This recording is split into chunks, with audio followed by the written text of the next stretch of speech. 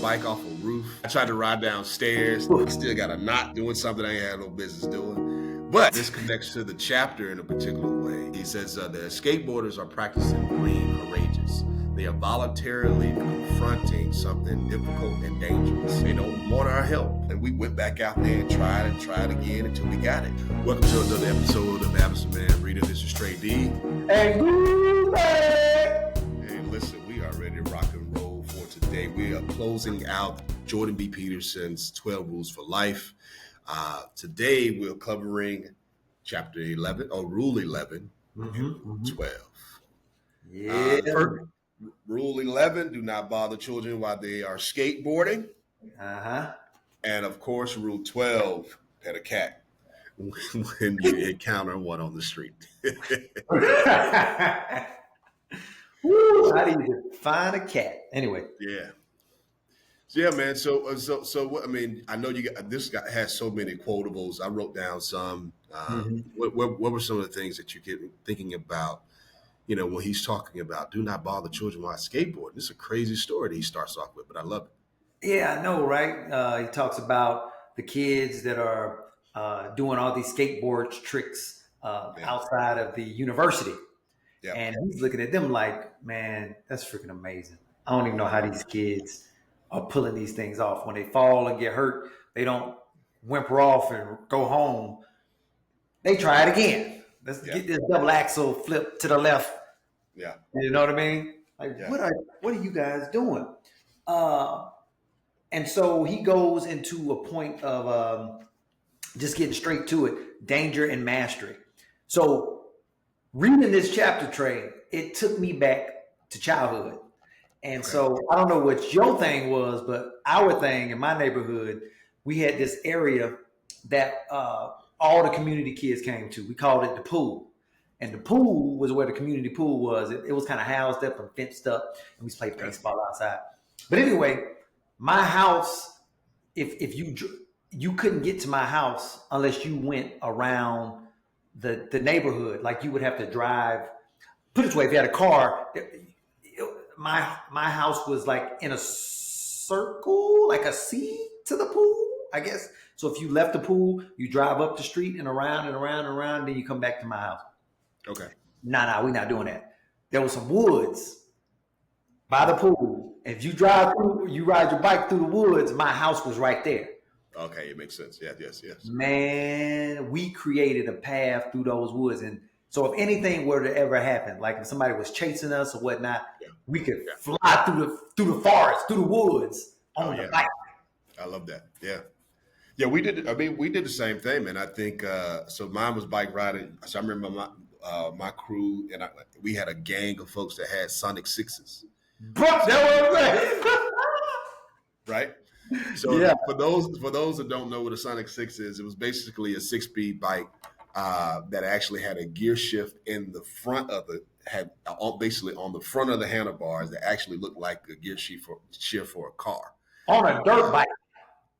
No. It was my brother had. You had the dirt bike version? The dirt bike one where the shield in the front had a 6 on it. Yes. Yeah, and then the gear was on it wasn't in the 10. It was like a 6-speed on a. Yes. Yeah. That was wild, right? Yeah. So we had that. So, and you know, my mom worked that. My mom worked that night, man. So, after 3:00, when I get home, like we outside. Yeah. And so there's hills. We're in Atlanta, of course. So it's hills. It's hills everywhere. Which means it's also speed bumps everywhere, which means there's always ways to get speed. There's always, and then if we can find some hammers, we can find a hammer and some nails. Right. If we can find some plywood from some old pallets that we found behind the K-bar. Right. That means we got a ramp. Right. It was over. So, we did makeshift ramps, obstacle courses, racing up and down, no one was coming. We knew people weren't coming home till about 6:00. So about 2 hours, 2 to 3 hours of the day, it's the streets are ours. Oh yeah. And yeah, man. So I remember that. I mean, which is also why I got, me trying to ride my bike, trying to build mastery, because I thought I was going to be in the X Games before the X Games. Right. Right. Oh yeah, we pre-X Games. I'm trying to ride down the. I don't know what we were doing. I jumped my bike off a roof. Yep. I've jumped off roof. Off a roof. Yeah. That was dumb. I tried to ride downstairs. The bike turned, the handlebars went into my stomach a little bit. Some people may notice even the way I talk. So I talk in a certain way because my jaw got dislocated because I was doing something I had no business doing. I still got a knot right up here from when I doing something I had no business doing. But I think this connects to the chapter in a particular way, because I'm trying to build mastery, right? And I think he has a quote, and he says, the skateboarders are practicing being courageous. They are voluntarily confronting something difficult and dangerous. They don't want our help. They want to be allowed to face the challenge on our own. And my mom didn't know that I was getting injured at all. Right. Right. She just made, unless it was something like crazy, but I was pretty much wrapping myself up. And we went back out there and tried again until we got it. Same thing with skateboard. Did you skateboard? Oh, yeah. Early on, I did. Early on. And I was pretty decent, man. We had this hill in my neighborhood look like this. It was at least, what's that? What would that be considered? 100 and almost a 90 degree. It's about 120. It's a 120 angle, man, to this day. To this day, I looked at that hill and say, golly. My homeboy fell, scraped up his whole chest. Ooh. You know what I'm saying? Looking like. Ooh, I just felt that, by the way, because I know that feeling. Looking like faggot. You know what I'm saying? Yeah, you got to learn how, because listen, if you don't, when you skateboard and you don't know how to like roll, it's over for you. You got to learn how. As soon as you hit, tuck, because that thing will just let you keep going. Right. If you don't know how to tuck, so yeah. And a lot of people, it's like afflicted. It's afflictedness. Like when me and my lady, when we kind of play fight or whatever, she gonna hurt herself. Yeah, I said it, babe. You heard me. You gonna hurt yourself.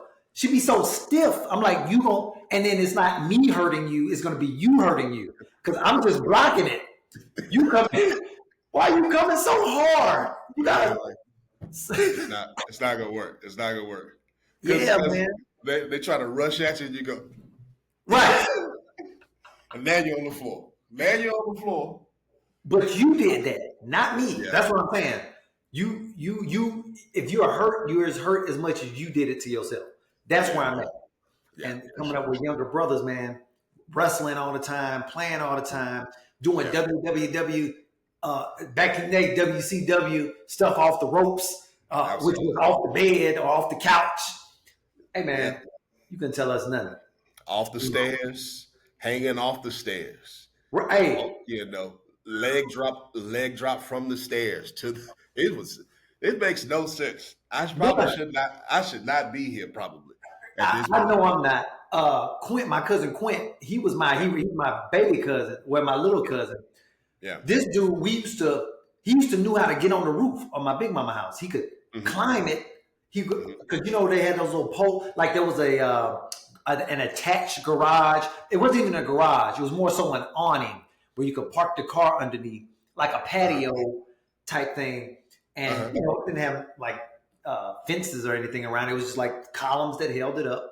He figured out how to climb the columns to get to the roof. And through him, I learned how to do it. Then we would jump off the roof. Then this hitting front flips.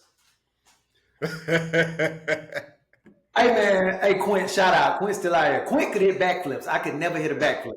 Oh man, yeah.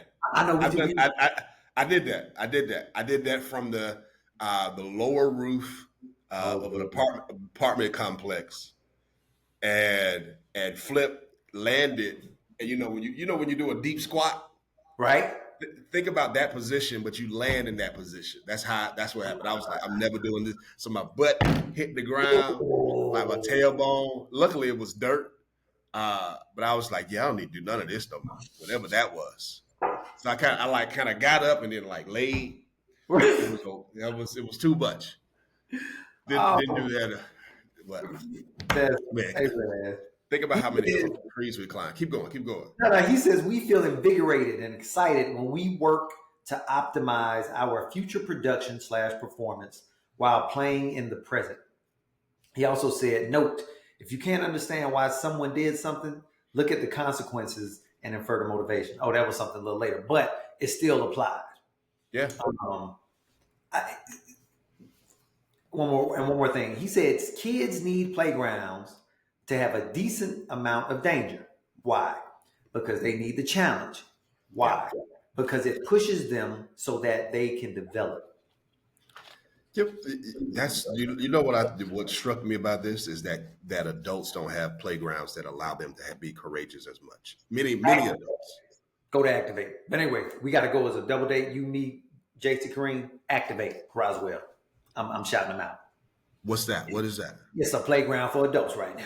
It's basically there's a shoot, so you can strike, you can shoot, you can use your brain to touch the wall. So let me give you an example of one of the games. One of the games is you come into a room and they'll give you a word that you have to spell out. Oh, I just went the one. Keep going. Yeah. But then, but you have to spell a word together, and they have the different letters on each of the holes. And when you put the ball in, the ball is going to go through the hole and go to a different place. So then you got to find the ball, then you got to find the letter, and then you got to communicate. And we were doing collaborative versus competitive. Competitive, yeah. But as a team, we went all the way up to number 3 against everybody. It was beautiful. They had a laser game. Hey, man. Is that the one? That's the one over there by Starbucks, right? Is it on Roswell? Yeah. I don't know if Starbucks is. I went at night. It's down here. It's down here. It's a Starbucks to the left. It's Starbucks to the left. We were just there. We just went. Hey, man. We just went. And it's like when you walk in and it's like different rooms all the way through. Yes. That you can play different games. You can shoot hoops. You can do the laser thing, all of that. Yeah, man, we did all that. We did that. But we need more of that. Yeah, we do, because we got to be moving, man. I think this generation, and I don't. So there have been a couple of deaths in Kareem's life right now, right? And so they're young, and we were talking about, man, we think it's a combination of diet and movement. I think back in the day when our ancestors were eating chitlin, everything on the hog, from the rooter to the tutor, eat everything. I think they were intermittently fasting unconsciously because they worked 10, 12 hours a day, come home, eat, get back to moving. And they were just going. They were eating and moving. And so now we're not in that industrial type age anymore. And now you can eat soul food every day, not just on Sundays, because soul food was Sunday. Everybody used to come because they was off. Let's eat. It's not working in this age. I lost my aunt recently, and she just retired. Had the same job for 45 years. Then a year later, gone. And I love her. Shout out Auntie Esther. So it's unfortunate. However, I'm saying now what are the kids doing now? Are they outside playing? Are they on the playground? Or are they on their computers and swiping and stuff? All on that game, right? And so, I love I look over to the right side and Bam is basically just knocked out because of baseball practice. Oh, or he's at football practice and he's right. It's 5 o'clock. He's already out. I was like, yeah, there we go. I need you to be out. I need you to be out. You need to be working and active and all that good stuff. And I think that's really important. But we definitely need to, the idea of reintroduce and play courageous play in our spaces is I think it's important for adults, and you got to find those outlets to do certain things. Like, I don't know, people know, like, we play football together. And we probably are some of the oldest dudes on the team. I think we are now, but we're not the slowest folks on the team. So I always have to make sure people know. Just because we old don't mean we slow. We may be slower, but we're not the slowest folks on the team. But that, I think, that's kind of a courageous, invigorating play for us to get out, do something that we haven't done. To go through it's competitive, but it's also very cooperative based upon being in a team. And I think it's necessary, man. So find something to do. Read a book. Find something to play. First 2 rules for us. Yeah. For real. What else about this chapter? He does a lot in this chapter when you talk, because as Peterson will always try to do, he has a lot of different messages in each chapter. So it's like, so he has a quote. He says, it is not virtuous to be victimized. We talked about kind of like lifting up your courage in a certain way. He said it's not virtuous to be victimized by a bully, even if that bully is oneself. Hold up. Right. So thinking about how you are holding up, thinking about all the patterns that you are that you're holding on to, and sometimes you're not even treating yourself in the proper way. I think all of this is connected in a lot of different ways. If you know that you want these particular goals, right? Mm-hmm. And you are basically denying yourself, or limiting yourself, or not following the previous rules in the book. You're not treating yourself like somebody you care about. Right. If you're not doing those things, then certain things everything has a domino effect. Everything has a consequence, and I think it's articulation, man. It's the articulation of the body. You learn how to articulate in a particular space, like the fingers, right? I think he mentions that in this chapter, and if not, I've been listening to him, so it's kind of like the thing. So as babies, they learn how to articulate the digits, and so when you don't learn how to do that, that limits you physically. And I think the reason why we say, hey, man, read these books, because you start to get these different words and ideas in your mind that then you have to practice speaking and articulating thoughts. And I've learned within my own family, we all think we know we're saying something perfectly. And it's like, what are you talking about? Yeah. Wait, when did this start? Wait, what are you talking? Who? Oh, okay. I thought, no. So I'm really big on that with my family. Like, look, we need to be able to ask a question without the threat of violence, without the threat of fear, like something is going to happen. Did I share this story with you, with my cousin? All right, so my niece the other day. Yeah. All right, so man, it was so dope. I might have shared this with you in real life, but I don't know. I mean, as if this is not real life. So we're at my parents' house, and I'm telling them about the Jordan Peterson concert that I went to, and how he was talking about force. He said force is what caused Moses not to enter into Canaan when he could have had, and I'm super summarizing, a conversation. He hit the rock. No, God didn't tell you to do that, but that's what you chose to do. Told you to speak to the rock. Told you to speak to it, but instead, yes, you made it make sense for me, Trey. You speak, but instead you hit it. Oh, okay. You're not getting in. So as I'm telling this to my dad, my niece goes to the door because my daughter is coming to the house. She opened the door for my daughter to go use the restroom. My ex-wife is outside in the car. She looks into my dad while I'm talking to him. She says, "Grandpa, do you want me to close the garage door?" And as we're talking, I'm like, "Hey, why'd you ask that question?" She freezes as if I said, "Put your hands up." I'm like, "What?" And I was like, she just looks. I'm like, "Chloe, why'd you ask that?" I said, "Hold on, come here." And then everybody, so my mom is in the room, my dad is in the room, my brother Garrett, her dad is in the room. And they're like, hey, chill out. It's not that serious. I said, I know. That's why I'm asking the question. I said, Chloe, what color is your shirt? Yellow. You see how you just answered that question?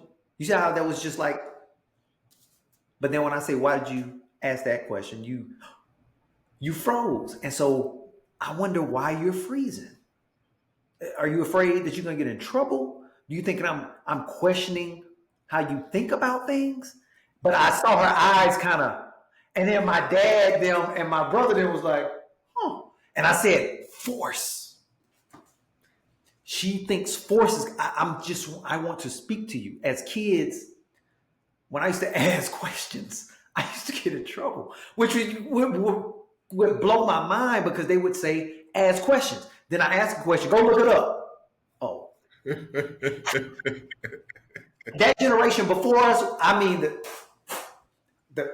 deflecting, but they were so good at deflecting stuff, but I don't think I don't think that they were like deflect. I think they had an inherent behavior instilled in them from the generation above them.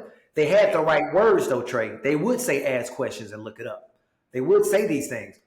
So it was like a passing down of a skill. And now we have to apply it.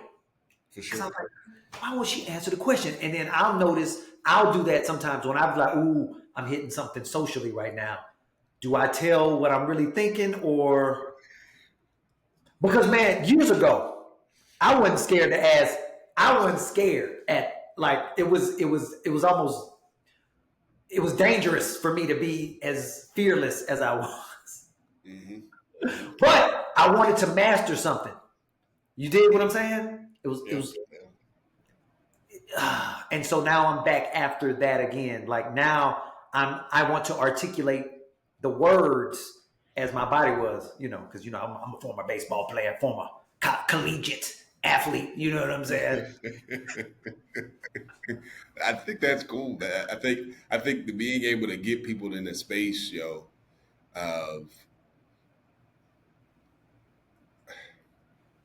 Did you remember I wrote that thing about inquiry is key? Yes. People are afraid to ask questions, but I realize people are afraid to answer questions. Woo! At the same time, it's kind of like because when we're in, so you work you teach uh-huh. And sometimes you're teaching adults, sometimes you're teaching young people, right? And just like me, we know there's especially let's say if you're teaching existing actors that are already there, they're already in the business, and you're giving them just a little bit of this, and this. Right. Sometimes you ask them a question, and everybody just waits. Okay. You ever notice that? Everybody's quiet. I'm like, wait a minute, why is it? So it was some years ago I realized that if you are a professional in some particular way, most of the times typically people go into those spaces believing that they're already supposed to know. I think you hit something. Yep. So I think I'm like, wait a minute. You're coming into a learning situation believing that you're already supposed to know. And that the whole point of the learning situation is that you don't know. Right.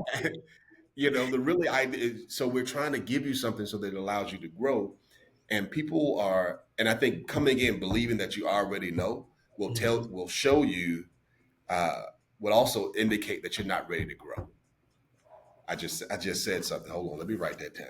Woo, say that again for the gram, for the TikTok, for the YouTube, for the people out here in the streets. Coming into a situation that you already know, and believing that you already know will prohibit you from the growth or something like that. I said something like that.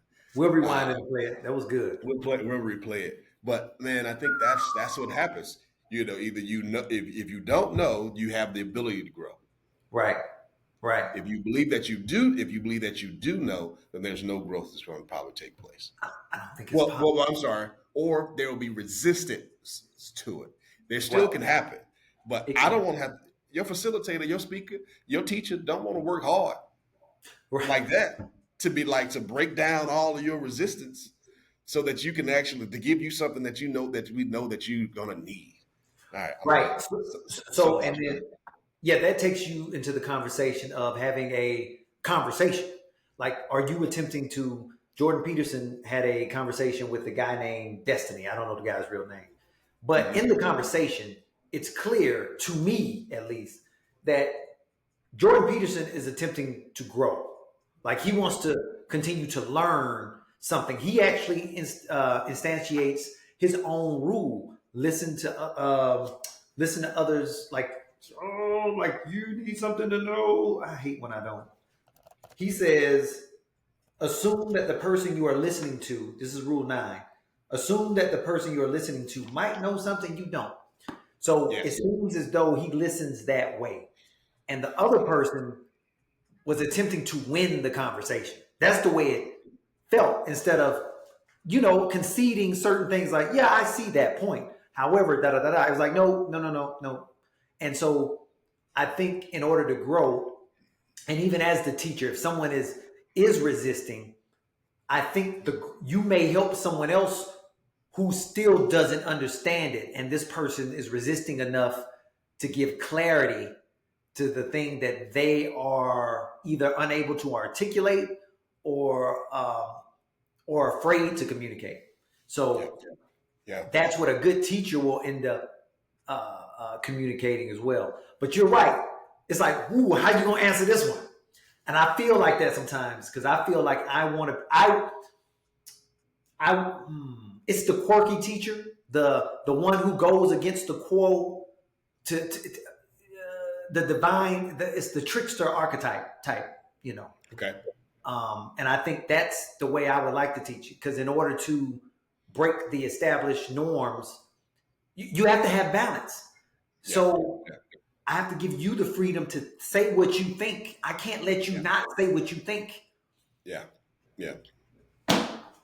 And we're in a world where people like, you can't say that. Go ahead. And we're not in place. We're not gonna roast you. Now we're gonna roast you. No, I'm just kidding. We're not gonna roast you. We're not gonna dog. Yeah, not on purpose. Now you say something funny, it's gonna be funny, but we can But that's what the teachers lounge for. We roast you back then. We roast you in private. But no, I just think that's you're spot on, man. You're definitely spot on as well. It's such an interesting chapter, and I'm just thinking about something else that I thought was really cool. And we talked about this idea of developing these particular courageous habits. And so as we're also teaching, or kind of being in these spaces where people don't want to talk, they don't want to be the first person to ask the question, because it's going to show that they're ignorant. It may indicate that they may not have an understanding. Right. Oh man, side note, no, not side note, just keep going a little deeper than that. You ever notice, like, so sometimes you'll ask the question and then it's like, so everyone understands that, right? Yeah. And then you just call on somebody that shook their head and they're like, right. And they say something that is not the answer. It's like, no, jeez. Or you go through, we make an assumption that everybody knows it, and then how many of you all don't know what that word was, or what that phrase is, or what this, whatever this is, right? And it'll be like 3 to 4 people will be like, right, okay. Right. Question is, why didn't you say anything in this learning environment?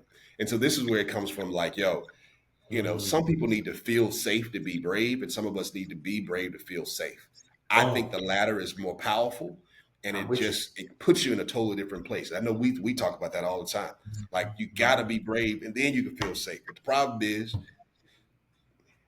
you think safety comes first.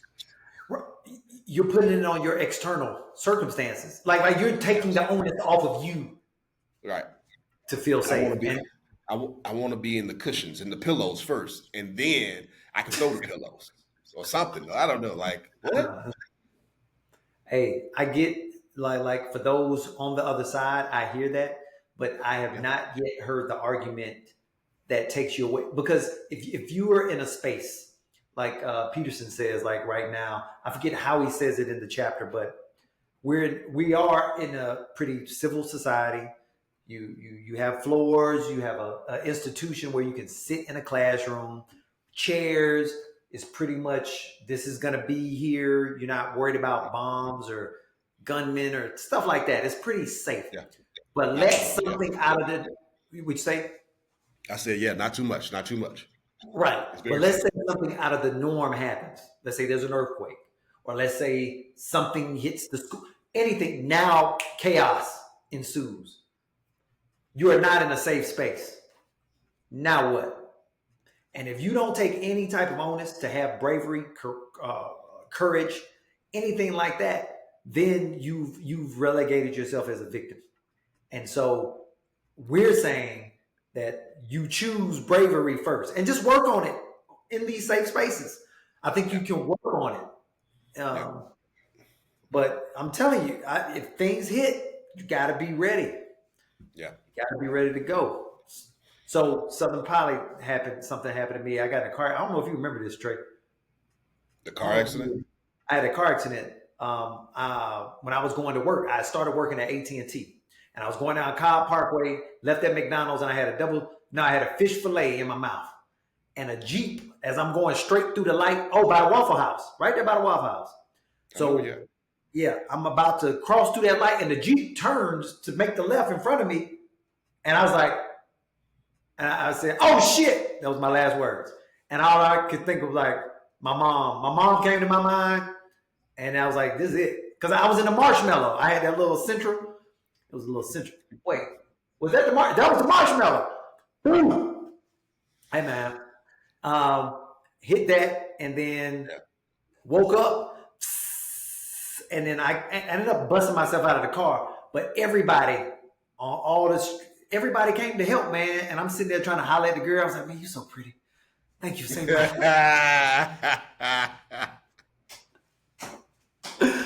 Oh, hey, man. But I felt like it was the United Nations. It was like an Arab dude, a Hispanic woman, a white girl, a black girl. It's like, it was why I don't even know why I just necessarily told that story other than that. I didn't give up. I didn't just sit in that car and be like, it's over. Who gonna get me out this car? I got myself out that car. Well, you also didn't stop driving. I think that's another thing as well. That is true. The other part of this is, again, that, and then we'll go on to our second, our final chapter. But I think it's like getting into that space where. So you said something there that really I thought about as you were talking even more. That came back to you. You create, one of the best. If you are someone that needs the safe space to be courageous. One of the best places to have a safe space is when you're by yourself. So if you think about it, a lot of times, how are you being, a question I would ask is basically, how are you being courageous with yourself, right? What are your own personal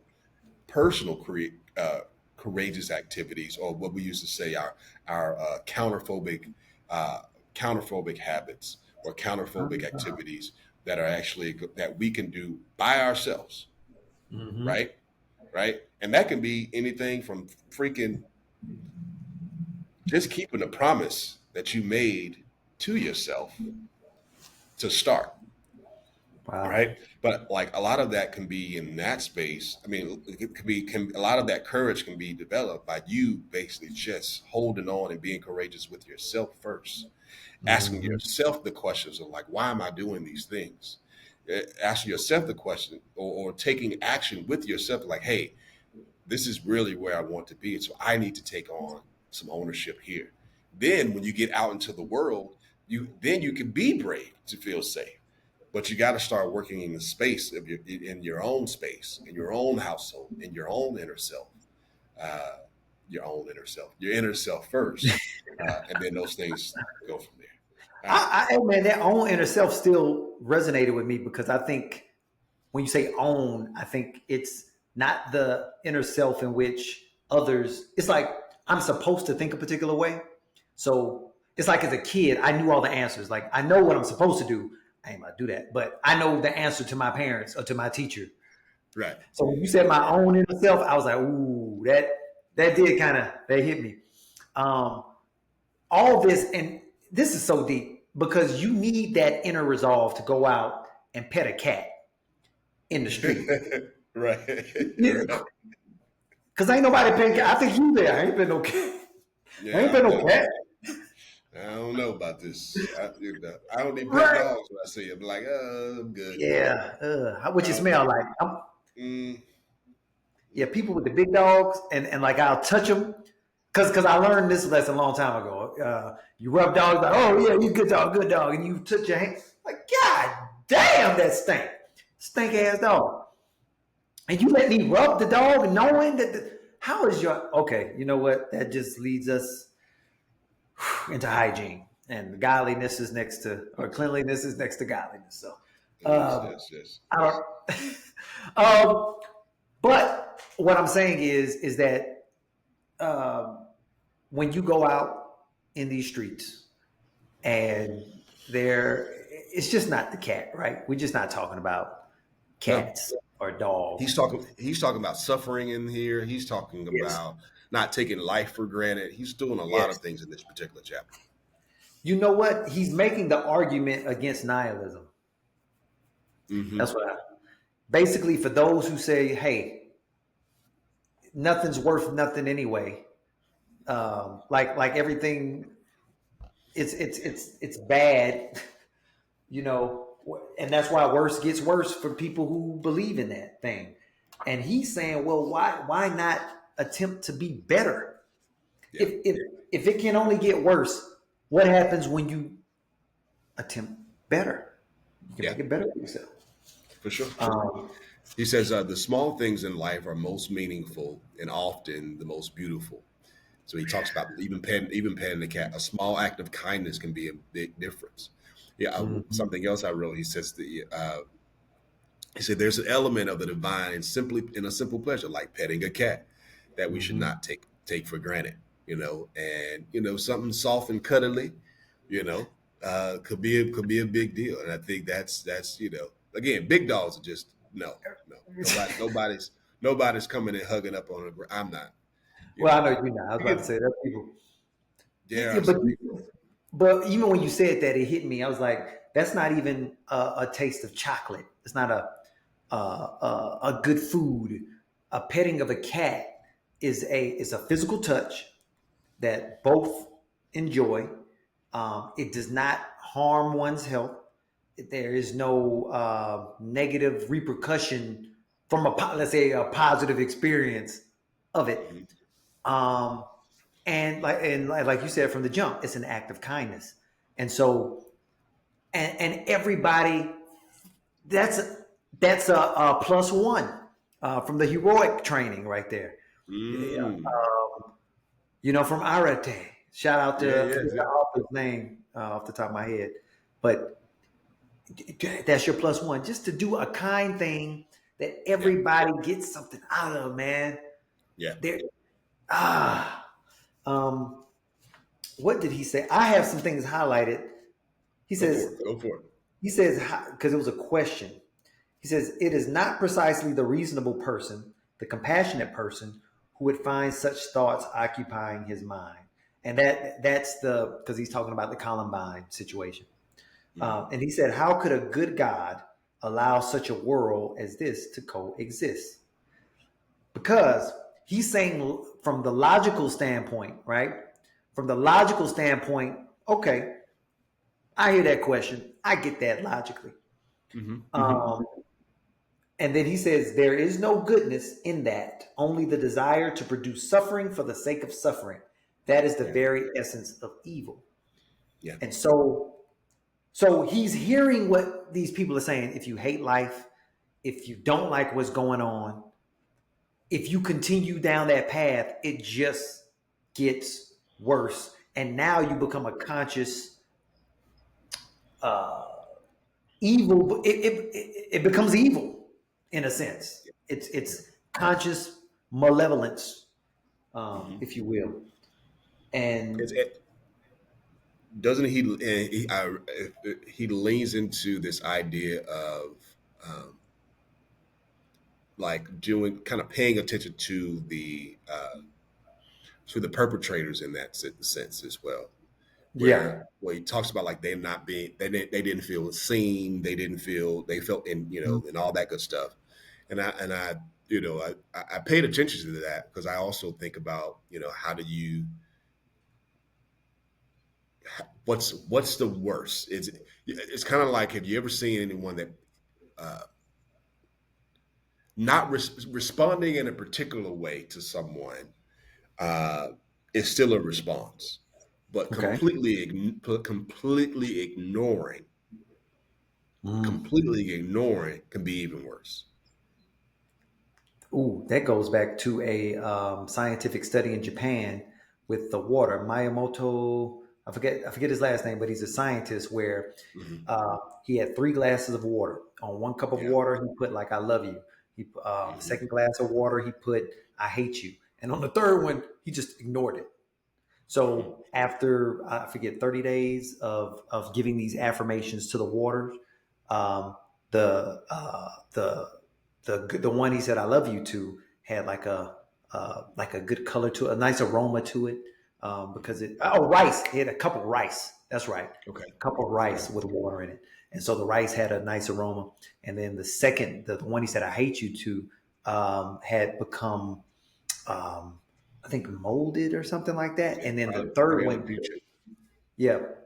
right. And then the third one was like rotted to the core. So it was in the worst position than the other 3. So they basically, some attention is better than no attention is what that scientific study. The quote that even Peterson talks about, he says, the worst sin towards our fellow creatures is not to hate them, but to be indifferent to them. That's the essence of it. That's the essence of inhumanity. I love that quote. I think that's a good line, and it's a great highlight in talking about how we, the power of just ignoring people, believing they don't, removing them from existence. Dude, I'm walking. When I walk to the city, I live in Norcross. When I walk to the city of Norcross, and I'm very much I don't know if it's a defense mechanism either. Like, I don't know if it's, hey, I see you, you see me, just letting you know. People will straight not look. And I say, hey, like, I'm a very much hey, like, acknowledge the people around you, because if something happened to you, you would want me to help you. I don't care who you are. If something happened, you were hurt, you want me to help. So let's have that same attention when you don't need that particular help. Yeah. So something in my spirit, I'm like, now, sometimes, you're focused on something, I get it. But if we're walking down the street, nobody has a phone in their hand, and we here, One situation I ran into one time, it was dark at night. I was going to a Christmas party, and me and Kareem had gotten out of the car, and we were about to walk up this hill to go to the house. And this dude was like, hey, goddamn, fuck, oh, yeah. And I was about to say something, but the energy, like, I don't know how to explain this. That's why in life, if you practice talking to people, right? Yeah. You know when not to. I was about to say something, but I felt it was going to be like, what you say? Like, it was going to be, no matter what I said, I was starting something. You good? You good? Yeah. Do I look good? Right. That energy. It's like, say something. I was like, nah, I ain't going to say something. But I saw him. I see you, but I'm going to keep it moving. I know not to speak. But, some people just don't know because they don't practice the thing. Yeah. That's why I'm learning the corporate game through Kareem. Kareem knows, hey, don't chill out. Oh, okay. All right. I didn't know. Because I'm about to, now they're going to handle it later. You ain't got to say nothing right now. Okay. Because I need to say something. Anyway, but he said something supersedes thinking. I think the rational mind, his argument, he doesn't say, I don't know if he says it in this chapter, but I've been listening to him a lot lately. The rational mind represents the devil, the prince of all Saiyans. Not just like, but the prince is who that represents, the rational mind falling out of alignment with the divine. Because it when you think you're smart, you think it eats itself up. You can overthink And there's something deeper than the intellect. I think that's what he was going. He says it's noticing, not thinking, that does the trick. Perhaps you might start by noticing this. When you love someone, it's not despite their limitations, it's because of their limitations. And he says, of course, it's complicated. This is on page 347. You don't have to be in love. Oh, what'd you say, Trey? No, keep going. He says, you don't have to be in love with every shortcoming and merely accept. You shouldn't try to make life better or let suffering just be. But there appear to be limits on the path to improvement beyond which we might not want to go, lest we sacrifice our humanity itself. Of course, it's one thing to say being requires limitation, and then to go about happily when the sun is shining and your father is free from Alzheimer's disease and your kids are healthy and your marriage happy. But when things go wrong, and then he goes into disintegration and pain. But it's these, almost going back to the thing in the street where, hey, you don't want to say anything when everything's all good. Then things get bad. Oh, now we want to say the thing. But I'm not saying he's saying the thing. It's the acknowledgement. It's the noticing of that is deeper, that is more important than the thinking. And I'm like, I've never heard it put that way. Yeah, that's perfect. The eye, the all-seeing eye, observe. And then the word. So, man, and then he goes into, I'll keep going, but I'm saying then he goes into the whole thing about his daughter, right? And his daughter has gone through hell. Oh my God.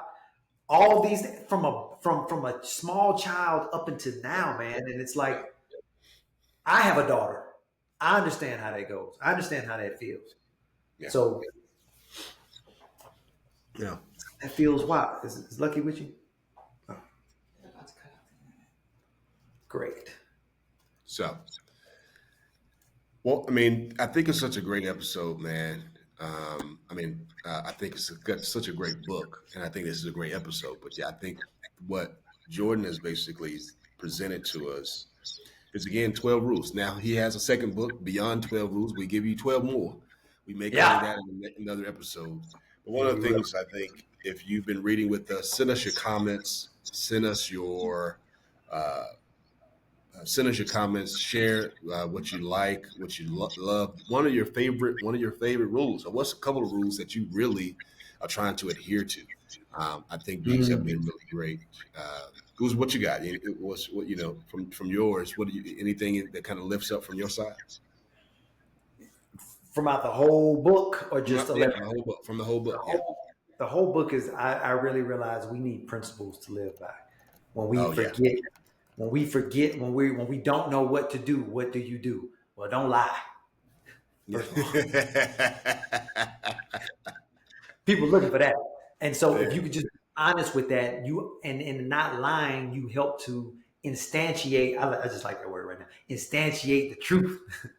So, and then that can create trust, even with your enemy. You know what I mean? Like, and then that builds character and respect, man. So it's this book, it's so good, especially something that you can help instill into your children without them even knowing, and it's so dope.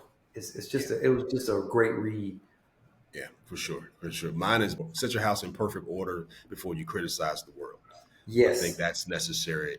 I think if everything starts within. I start with my own house, start what's going on with my own body and in my own mind before we move on to others. So that's pretty cool. You chose 6, I chose 8. Rule 6 and rule 8. Oh yeah, those are good.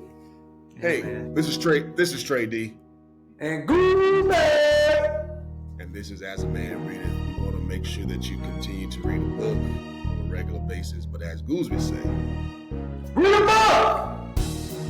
Again! Peace, y'all. Peace.